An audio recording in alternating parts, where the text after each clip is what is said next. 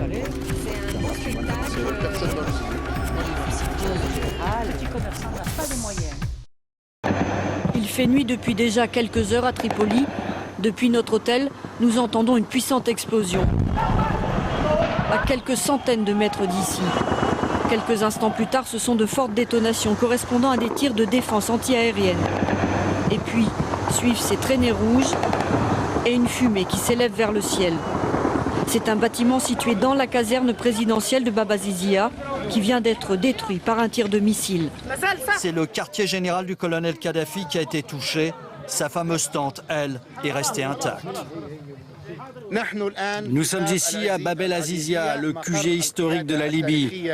Et vous pouvez voir les mensonges de l'Occident, la barbarie de ces gens qui attaquent un peuple musulman. Autour du bâtiment, des hommes, des femmes, mais aussi quelques enfants. Ils campent ici jour et nuit. Certains parleraient de boucliers humains. On va défier l'Occident, cet ennemi tyrannique. On va les défier sans armes, avec nos corps.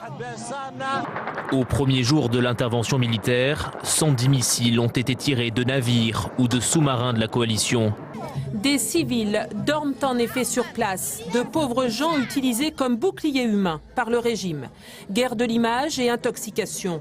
Aucune fumée ne se dégage des lieux, soi-disant tout juste bombardés. Les frappes ont été très efficaces et ont fortement endommagé le potentiel anti-aérien du régime libyen.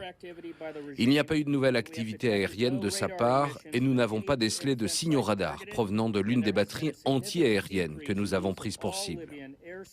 L'objectif du jour, c'est d'attaquer les lignes de ravitaillement de l'armée libyenne. Des avions français ont ainsi décollé ce matin de la base de Saint-Dizier. Ces dernières heures, les troupes du colonel Kadhafi auraient été stoppées dans leur progression vers Benghazi, le fief des rebelles. Ici, des F-16 danois à Sigonella, en Sicile. Des Typhoon de Coningsby, en Grande-Bretagne. D'autres chasseurs bombardiers britanniques ont dû annuler leur mission et rebrousser chemin, alertés de la présence de civils près de leur cible au sol. Enfin, les forces américaines viennent de nous montrer ces fameux avions furtifs B-2 qui ont déjà été engagés sur la Libye. La guerre en est à son 3e jour et nul ne sait combien de temps elle va encore durer. Salé. C'est un beau spectacle. Personne dans le